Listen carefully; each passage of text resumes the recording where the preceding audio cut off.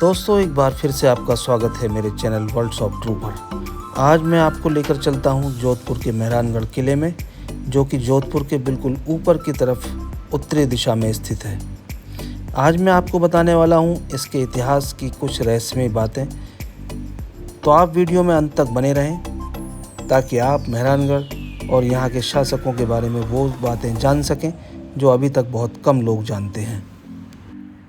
मेहरानगढ़ किला जोधपुर के ऊपर शान से खड़ा इतिहास, संस्कृति और रहस्यों का वो खजाना है जो मेहरानगढ़ की रहस्यमयी और आकर्षक दुनिया को गहराई देती है। 400 फीट ऊंची पहाड़ी पर चिड़ियानाथ जी नाम के एक साधु रहते थे। राव जोधा ने चिड़ियानाथ जी को उस पहाड़ी पर से चले जाने को कहा। चिड़ियानाथ जी उस पहाड़ी को अपना घर समझते थे और मानते थे और चिड़ियों के स्वामी कहे जाते थे।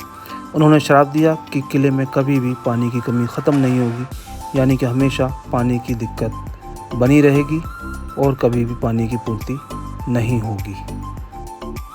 श्राप के असर को ख़त्म करने के लिए राव जोधा ने किले के अंदर चिड़ियानाथ जी के सम्मान में एक मंदिर बनवाया, लेकिन श्राप का साया हमेशा किले के ऊपर सालों तक हावी रहा। अब हम एंट्री कर रहे हैं मेन गेट में और हम आपको ये लोहे का गेट अभी दिखाने वाले हैं, जो बहुत ही मजबूती के साथ बनाया गया है। यहाँ पर तोप के गोले और हाथियों के द्वारा ज़ोर लगाने के निशान भी मौजूद हैं, जो अब काफ़ी धुंधले पड़ चुके हैं। और ये बहुत ही मजबूत गेट जो उस वक्त में बना था, लगभग आज से 450 साल पहले का बनाया हुआ गेट आज भी बहुत ही अच्छी स्थिति में मौजूद है। तो अब हम अंदर पहुंच चुके हैं और किले के अंदर पहुंचने के बाद आप देखेंगे कि यहाँ टिकट काउंटर मैं आपको दिखाने वाला हूं। ये टिकट काउंटर है, यहाँ भीड़ लगी हुई है और टिकट लेने के बाद लोग ऊपर चढ़ रहे हैं। यहाँ एस्केलेटर है, यानी लिफ्ट, और लिफ्ट के जहाँ तक जाती है मैं आपको वो हिस्सा ऊपर का दिखा रहा हूँ। और यहाँ जब हम ऊपर उतरते हैं तो ये आपका मैप है, जो आप देखते हैं किले का मैप है ये पूरा बना हुआ। तो हम अभी ऊपर पहुंचने वाले हैं। तो दोस्तों, फॉरेनर्स के लिए यहाँ पर अलग काउंटर बना हुआ है और इंडियन के मुकाबले इनसे जो टिकट के पैसे लिए जाते हैं वो भी ज़्यादा होते हैं। तो अभी ये लोग यहाँ से टिकट लेने के बाद अंदर का विज़िट करेंगे। हम आपको सारी चीज़ें अभी अंदर की दिखाने वाले हैं, तो वीडियो में आप बने रहिए और हम आपको दिखाने वाले हैं। दोस्तों, मेहरानगढ़ का ये विशाल किला बहुत ही शानदार अपनी ख़ासियतों के कारण मशहूर है। तो हम लिफ्ट से किले के ऊपरी हिस्से में पहुंच चुके हैं और आप देख रहे हैं blue city of India Jodhpur शहर का बहुत ही खूबसूरत नज़ारा जो हम किले के ऊपर से देख रहे हैं। ये आप देख रहे हैं पानी की झील जिसमें फुहारे चल रहे हैं। ऊपर से देखने में बहुत ही खूबसूरत मंजर नज़र आ रहा है। इस तालाब का नाम है गुलाब सागर और गुलाब सागर के पीछे की तरफ आप देख रहे हैं जोधपुर के क्लॉक टावर यानी कि घंटाघर और सरदार मार्केट का दरवाज़ा, जिसका दृश्य बहुत ही सुंदर नज़र आ रहा है। तो इससे पहले कि हम अंदर चलें, मैं आपको दिखाने वाला हूँ किले की सुरक्षा में तैनात की गई तोपें, जो आज भी किले के ऊपर रखी हुई हैं। तो ये हैं किले की वो तोप जो आप मेरे पीछे देख रहे हैं। और अब हम यहाँ से किले के अंदर की तरफ जाने वाले हैं। ये हिस्सा जहाँ पर रेस्टोरेंट चलता है,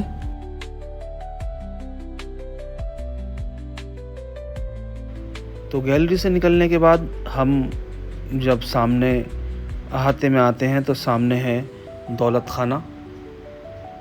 और पहले हालांकि यहाँ पर जो है जितना भी पैसा राज्य का आता था उसको संरक्षित करके रखा जाता था, लेकिन आज के दौर में इसमें म्यूज़ियम बना दिया गया है। अभी हम यहाँ देखेंगे पालकी, एक बहुत ही शानदार पालकी जिस पर पहले कभी सोने की परत चढ़ी हुई हुआ करती थी। और अब हम म्यूज़ियम के अंदर आ चुके हैं और ये म्यूज़ियम में आप देखेंगे सबसे पहले तोरण रखा हुआ है और ये सब हथियार जो म्यूज़ियम में रखे हुए हैं, जो राजा और शहज़ादे जितने भी युवराज होते थे वो इनको यूज़ करते थे, लड़ाई में यूज़ होने वाले और शौकिया तौर पर रखने वाले हथियार यहाँ पर मौजूद हैं।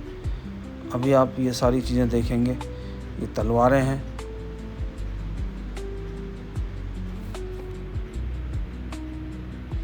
और यहाँ से हम आगे चलेंगे। इनकी मूठ भी अलग अलग है, तलवारों की अलग मूठ की तलवारें हैं, अलग किस्म की तलवारें हैं। तो अभी आप यहाँ बहुत कुछ देखने वाले हैं। ये तलवार की मूठ अलग रखी हुई है और ये तलवार की ढाल है और ऊपर तलवार रखी हुई हैं। तो ये थी राजपूताना शाही तलवारें जो आज भी म्यूज़ियम के अंदर रखी हुई हैं। तो अभी हम आपको यहाँ पर ये सारी चीज़ें दिखाने वाले हैं। जैसे जैसे हम आगे बढ़ेंगे वैसे वैसे हम सारी चीज़ें यहाँ आपको दिखाएंगे। ये हैं महाराजा और इसके अलावा यहाँ पर देखेंगे आप बंदूक जो उस वक्त में चलती थी, कटार हैं, बंदूक हैं, ढाल हैं। यहाँ हर तरह के अस्त्र शस्त्र यहाँ पर रखे हुए हैं।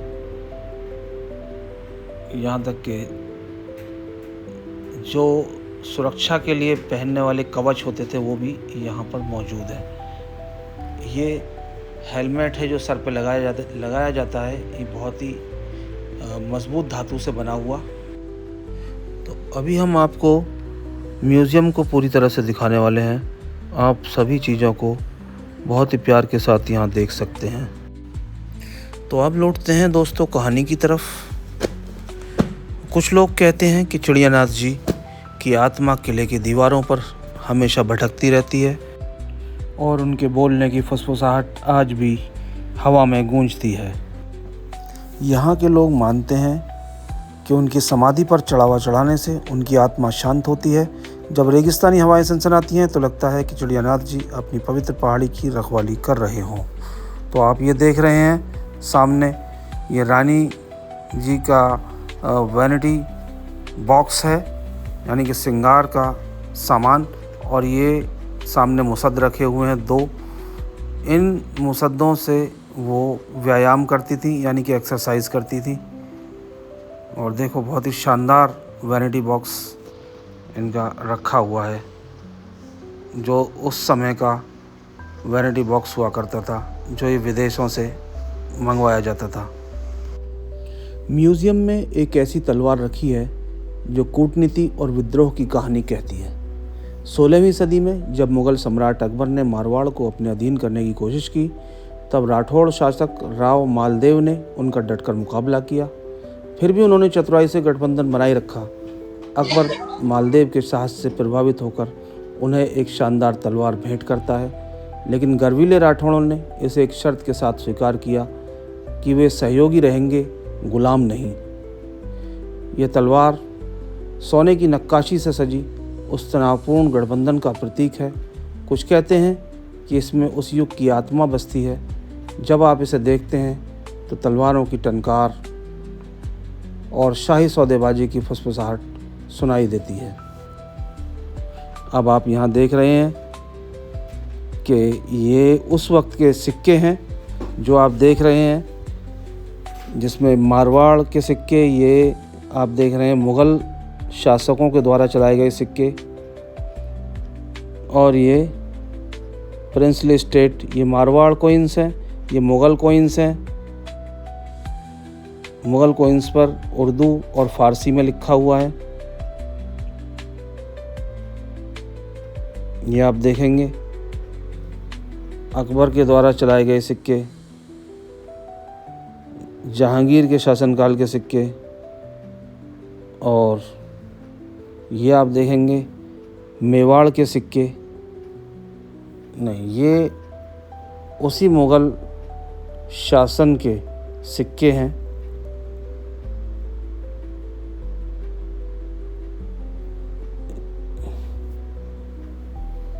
यहाँ आप देखेंगे ये बंदूकें रखी हुई हैं और काफ़ी शानदार, ये 16वीं 15वीं 16वीं सदी की बंदूक है जिनको तोड़दार बंदूक बोला जाता था। तो एक बार फिर से लौटते हैं किले की कहानी में। दोस्तों, मेहरानगढ़ की दीवारें न केवल युद्धों की गवाह हैं बल्कि एक खोए हुए खजाने की कहानी भी छिपाई रखती हैं। कहा जाता है कि जब राव जोधा ने मेहरानगढ़ की नींव रखी तो उन्हें एक सपना आया। सपने में सूर्यदेव ने उन्हें एक गुप्त खजाने का स्थान बताया जो किले की नींव के नीचे दबा था।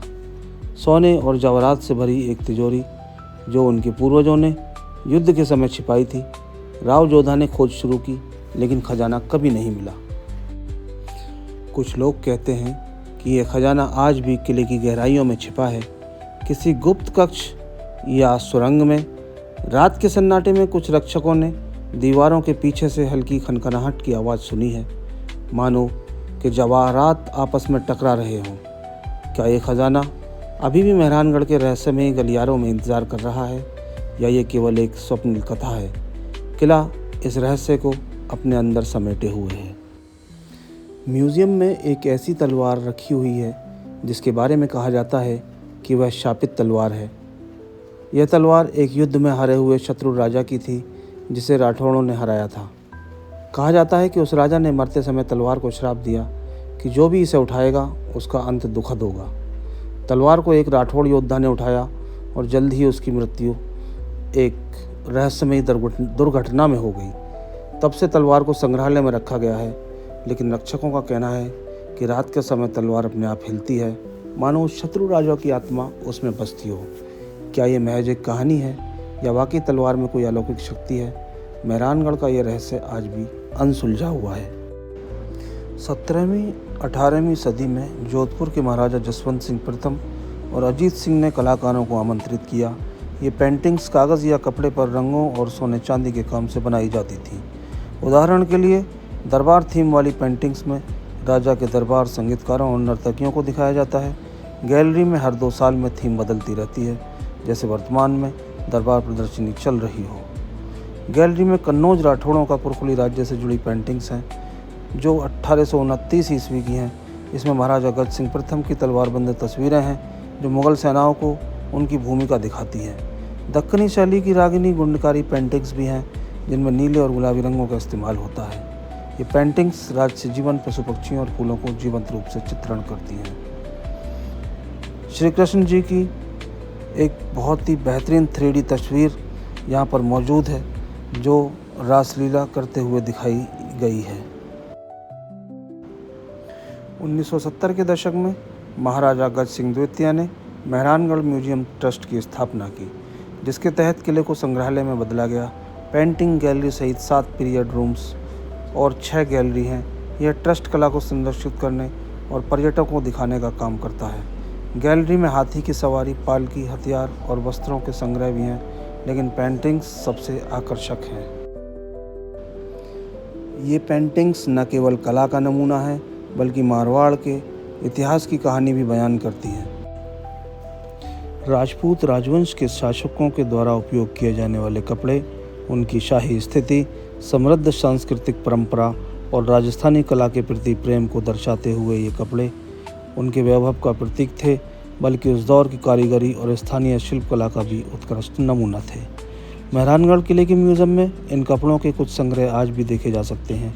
आइए राठौड़ शासकों द्वारा उपयोग किए जाने वाले कपड़ों की कहानी और विशेषताओं को समझते हैं।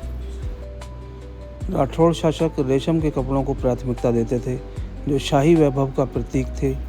ये कपड़े आमतौर पर बनारस, गुजरात या दक्षिण भारत से मंगवाए जाते थे। रेशम की साड़ियाँ, अंगरखे और शाही वस्त्रों में प्रमुख थे। सूती कपड़े, गर्म राजस्थानी जलवायु के कारण सूती कपड़े भी लोकप्रिय थे। ये कपड़े हल्के और सांस लेने योग्य होते थे, जिनमें बारीक बुनाई और रंगाई की जाती थी। राठौड़ शासक जामा पहनते थे। ये एक लंबा शाही कोट जैसा परिधान था जो मुग़लों के प्रभाव से प्रेरित था। इसे विशेष अवसरों पर पहना जाता था। लहंगा चोली विशेष अवसरों पर पहना जाता था। इनमें कढ़ाई वाले लहंगे और चोली पहनी जाती थी, जिनमें गोटा पट्टी और शीशे का काम होता था। दुपट्टा या ओढ़नी भी बांधनी या जरी के काम से सजा होता था। यह शाही महिलाओं की शोभा बढ़ाता था और उनके सम्मान का प्रतीक था। कपड़ों को भारी सोने, चांदी और रत्न जड़ित आभूषणों के साथ पहना जाता था, जो राठौड़ शाही वैभव को और बढ़ाते थे। तो दोस्तों, ये है शीश महल। शीश महल का निर्माण 17वीं और 18वीं सदी के बीच हुआ, जब मारवाड़ के राठौड़ शासकों ने किले के भीतर कई भव्य महल बनवाए। ये महल विशेष रूप से महाराजा अजीत सिंह के शासनकाल 1679 से 1724 के समय में अपनी वर्तमान भव्यता तक पहुंचा। अजीत सिंह ने मुग़ल प्रभाव और राजपूत कला को मिलाकर इस महल को सजवाया। शीश महल का नाम शीशे से पड़ा क्योंकि इसकी दीवारें और छतें छोटे छोटे शीशों से जड़ी हैं, जो प्रकाश पड़ने पर चमकते हैं और एक जादुई प्रभाव पैदा करते हैं। यह महल शाही परिवार के लिए एक निजी और विशेष स्थान था, जहां रानियां और शाही महिलाएं समय बिताती थीं। यहां आयोजित होने वाली सभाएं और समारोह भी शाही वैभव को दर्शाते थे।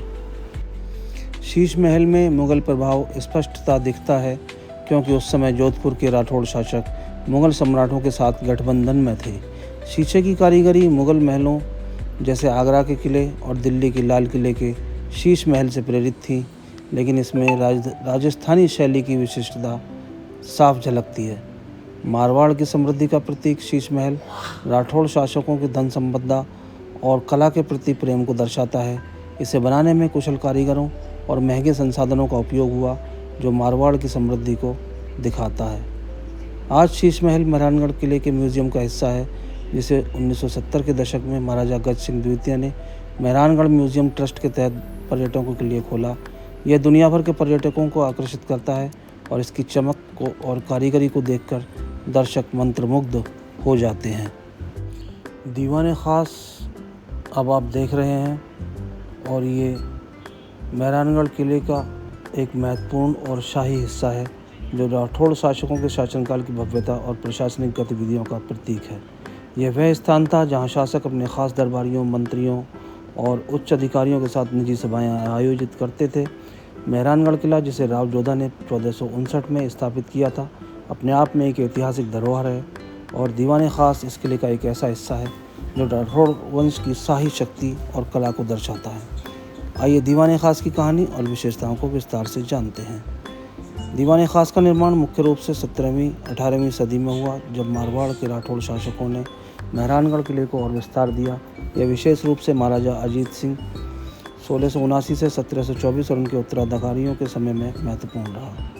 दीवाने ख़ास का उपयोग शाही सभाओं, महत्वपूर्ण निर्णय लेने और विदेशी राजदूतों या उच्च पदस्थ व्यक्तियों से मुलाकात के लिए किया जाता था। यह दीवाने आम सार्वजनिक सभा कक्ष से अलग था, जहां आम जनता के साथ बैठकें होती थी। मुग़ल प्रभाव के कारण दीवाने ख़ास की वास्तुकला और सजावट में मुग़ल और राजपूत शैली का मिश्रण देखने को मिलता है। यह स्थान मारवाड़ की शाही प्रशासनिक व्यवस्था का केंद्र था। दीवाने ख़ास एक विशाल और खुला हॉल है, जिसमें ऊंचे खंभे और मेहराबें हैं। ये खंभे बारीक नक्काशी से सजे हैं, जो राजपूत शैली की विशेषता है। तो दोस्तों, दीवाने ख़ास के बाहर से जोधपुर का सारा हिस्सा नज़र आता है, पूरा जोधपुर शहर नज़र आता है, और यहाँ से वो हिस्सा भी नज़र आता है जहाँ से हम लिफ्ट से पहुँचे थे, जहाँ पर तोपें रखी हुई हैं, और शाम के समय ये जो आप देख रहे हैं टेबल रखी हुई हैं, और इन टेबलों को शाम के वक्त में लोग खाना खाने के लिए इस्तेमाल करते हैं, क्योंकि यहाँ पर एक रेस्टोरेंट चलता है। तो अब हम चलते हैं शस्त्रागार की तरफ। तो शस्त्रागार जो आज के टाइम में एक म्यूज़ियम बना हुआ है, अब से पहले यहाँ विभिन्न प्रकार के शस्त्र हुआ करते थे, जैसे बंदूकें, तलवारें, खंजर और भी तरह तरह के जो शस्त्र हुआ करते थे। लेकिन आज सिर्फ यहाँ दिखाने के लिए कुछ भाले, तीर और चाकू, तलवारें और कुछ शस्त्र यहाँ पर रखे हुए हैं, जो देखने के लिए और सजाने के काम में आ रहे हैं। तो दोस्तों, अब यहाँ देखने के बाद हम चलते हैं तख़्त विलास की तरफ। तख़्त विलास एक बहुत ही शानदार महल है जिसको राजा तख़्त सिंह ने बनवाया था। तख़्त विलास अपनी अनूठी सजावट और वास्तुशिल्प के लिए जाना जाता है। यहाँ इसकी कुछ प्रमुख विशेषताएं हैं, जैसे तख़्त विलास की दीवारें और छतें रंग बिरंगी भित्ति चित्रों से सजी हैं। ये चित्र मारवाड़ स्कूल की मिनिएचर पेंटिंग शैली को दर्शाते हैं। इनमें धार्मिक दृश्य, राग रागनिक, शिकार के दृश्य, राजसी उत्सव और प्रकृति के चित्रण शामिल हैं। रंगों में नीला, लाल, हरा, सुनहरा रंग प्रमुखता से इस्तेमाल हुआ है, जो दीवारों को जीवंत बनाते हैं। शीशे की जटिल कारीगरी देखने को मिलती है, जो राजस्थानी शैली को विशेषता है। छोटे छोटे शीशों को ज्योमेट्रीय पैटर्न में सजाया गया है, जो प्रकाश पड़ने पर चमकते हैं और महल को आलीशान बनाते हैं। छत की सजावट में लकड़ी और धातु का बारीक काम किया गया है। इसमें रंगीन ग्लास और फूलों के पैटर्न हैं, जो इसे एक शाही अनुभव देते हैं। छत पर लटकते झाड़ फनूस और पारंपरिक लैंप भी, जो उस दौर की भव्यता को दर्शाते हैं। तख़्त विलास की खिड़कियां और झरोखे नक्काशीदार पत्थरों से बने हैं। इनमें जोधपुर का नीला शहर और अरावली की पहाड़ियां दिखती हैं। ये झरोखे न केवल हवादार रखते थे, बल्कि रानियों और शाही महिलाओं को बाहर के दृश्य देखने की सुविधा भी देते थे। अब चलते हैं जनानी डोली की चौक की तरफ। यहाँ महीन एवं भव्य जाली का काम वाले झरोखे हैं, जो राजघराने की महिलाओं के लिए विशेष रूप से डिज़ाइन किए गए थे। ये झरोखे मुग़ल प्रभाव वाली वास्तुकला को भी प्रतिबिंबित करते हैं। किले के प्रमुख महलों में जैसे मोती महल, फूल महल और शीश महल में भी जटिल नक्काशीदार जालियाँ, खिड़कियाँ और झरोखे हैं, और ये 17वीं शताब्दी के निर्माण हैं, जहाँ मुग़ल शैली का मिश्रण दिखता है। अब आप देख रहे हैं पालकी हाउस, जहाँ राजपूत राज परिवार की भव्य पालकियाँ रखी गई हैं। पालकी एक लकड़ी का बंद स्ट्रेचर होता था, जिसे 4 या अधिक पुरुष कंधों पर उठाकर ले जाते थे। यह राजघराने की महिलाओं, राजकुमारियों और रानियों के लिए इस्तेमाल होती थी, क्योंकि उस समय महिलाओं को सार्वजनिक रूप से देखना वर्जित माना जाता था। किले में 100 से अधिक पालकियाँ हैं, जो विभिन्न शैलियों की हैं। सोने चांदी की नक्काशी वाली जो मुग़ल सम्राटों से प्रभावित पालकियाँ हैं, उदाहरण के तौर पर एक पालकी जो अकबर के समय की है, और राजपूत पालकियाँ जो होती थी उनमें हाथी दांत की जड़ाई, रंग बिरंगे कपड़े और जटिल नक्काशी वाली होती थी। इनमें कुछ शाही विवाहों या यात्राओं के लिए इस्तेमाल होती थी। विशेष पालकी महारानी की पालकी होती थी, जो रानियों के लिए बनी थी। एक प्रसिद्ध पालकी है जो 18वीं शताब्दी की है, जिसमें मोतियों और रत्नों की सजावट है। इन पालकियों की कहानी राजघराने की महिलाओं की ज़िंदगी से जुड़ी है। रानियाँ इन्हीं पालकियों में सवार होकर किले के महलों में जाती थी। किले के म्यूज़ियम में इन्हें प्रदर्शित किया गया, जहाँ पर्यटक इनकी शान देख सकते हैं। पालकी हाउस किले के फूल महल और शीश महल के पास स्थित है, जो आईने और फूलों की सजावट से सजे हैं। अब हम आपको लेकर चलेंगे मोती महल की तरफ, जिसका निर्माण 16वीं शताब्दी में राठौड़ वंश के शासक राव सूर सिंह के शासनकाल में 1595 से 1619 में कराया गया था। यह मेहरानगढ़ किले का सबसे बड़ा और सबसे भव्य कक्ष है, जो मुख्य रूप से निजी दर्शनों के लिए बनाया गया था। ये आप देख रहे हैं मोती महल। इसका निर्माण 16वीं शताब्दी में सवाई राजा सूर सिंह के शासनकाल में बनवाया गया था। यह किले के 5 प्रमुख कालीन कमरों में से सबसे बड़ा है और मूल रूप से राजा के निजी दर्शनों के लिए बनाया गया था। यहाँ राजा अपने मंत्रियों और प्रजा के साथ गोपनीय बैठकें आयोजित करते थे। इस महल का नाम मोती महल इसलिए पड़ा क्योंकि इसकी दीवारें एक विशेष मिश्रण से बनी हैं। चूने के प्लास्टर में बारीक कुचले हुए समुद्री शंख मिलाए गए हैं, जो दीवारों को मोती जैसी चमकदार और सफ़ेदी प्रदान करते हैं। यह तकनीक राजपूत वास्तुकला की एक अनूठी विशेषता है, जो महल को एक मोती जैसा आकर्षक रूप देती है। अब हम आपको लेकर चलेंगे जनानी डौड़ी में। जनानी डौड़ी मेहरानगढ़ किले का वह हिस्सा है जो रानियों और शाही परिवार की महिलाओं के लिए आरक्षित था। जनानी का अर्थ है महिलाएं और डौड़ी का अर्थ है प्रवेश द्वार। यह किले का वह क्षेत्र है जहां रानियां और अन्य शाही महिलाएं रहती थीं, और यह पर्दा प्रथा का केंद्र था जो राजपूत समाज में प्रचलित थी। यहाँ पुरुषों का प्रवेश सीमित था और शाही महिलाओं के निजी जीवन और गतिविधियों का यह मुख्य स्थान था। जनानी डौड़ी के बाद आपको किले के आंतरिक भागों में प्रवेश मिलता है, जहां राजपूत वास्तुकला का शानदार नज़ारा देखने को मिलता है। यहाँ से आगे जाते हैं तो हमें चामुंडा माता जी का मंदिर, रास्ते में एक सुंदर तालाब और शिव प्रतिमा भी दिखाई देती है। यह मंदिर राज परिवार की कुलदेवी का है, जहाँ राजा युद्ध या महत्वपूर्ण निर्णयों से पहले प्रार्थना करते थे। मंदिर तक सीढ़ियाँ चढ़कर जाना पड़ता है। आप सामने देख रहे हैं, ये मंदिर है जो कुलदेवी का माना जाता है और यहाँ युद्ध से पहले रानी प्रार्थना करती थी और राजा साहब को तिलक लगाती थी। ये किले का म्यूज़ियम शॉप है, जहां आप स्मृति चिन्ह जैसे बैग्स, बैंगल्स और हस्तशिल्प का सामान खरीद सकते हैं। इनकी ख़रीदारी से किले के संरक्षण में मदद मिलती है। इसके बाद हम आ जाते हैं किले के आंगन में, जहां एक किले की मजबूत दीवारों पर लाइन में रखी हुई तोपें देखी जा सकती हैं। ये किले की रक्षा प्रणाली को दर्शाती हैं। थोड़ा आगे जाने के बाद हम आपको दीवार पर रखी हुई तोपें दिखाने वाले हैं। और ये देखिए कलश, जो यहाँ पर पानी भर के रखा जाता था। और यहाँ से आगे चलते हैं तो यहाँ पर फूलों की वर्षा दर्शकों के ऊपर की जाती है, जो यहाँ देखने के लिए आते हैं। और ये जो गेट है, ये बहुत ही शानदार गेट और बहुत ही मजबूत गेट, और इस गेट में ऊपर नुकीली कीलें लगी हुई हैं, जिससे कि अगर हाथी भी आए तो वो भी ना तोड़ पाएँ। गेट के सामने वाला रास्ता जो बिल्कुल बंद है, और बराबर में इसका रास्ता दिया हुआ है, ताकि कोई भी अगर हाथी या घोड़ों पर या किसी भी तरह से अगर ज़ोर लगाकर इसको खोला जाए तो वहाँ तक ज़ोर ना लग पाए, क्योंकि यहाँ तीव्र मोड़ दिया गया है और बहुत ही सुरक्षित तरीके से इस गेट का निर्माण किया गया है। यहाँ आप देख रहे हैं, ये राजस्थानी कलाकार जो कि अपने पारंपरिक म्यूज़िक को, संगीत को यहाँ बजाकर लोगों का मनोरंजन कर रहे हैं। और ये राजाओं के ज़माने में भी होता था, और आज भी ये उसी वंश के लोग हैं जो यहाँ दर्शकों का मनोरंजन कर रहे हैं। तो इसके बाद हम चलते हैं किले से बाहर की तरफ। तो जब हम यहाँ से बाहर की तरफ जाते हैं तो थोड़ा सा आगे जाने के बाद हमें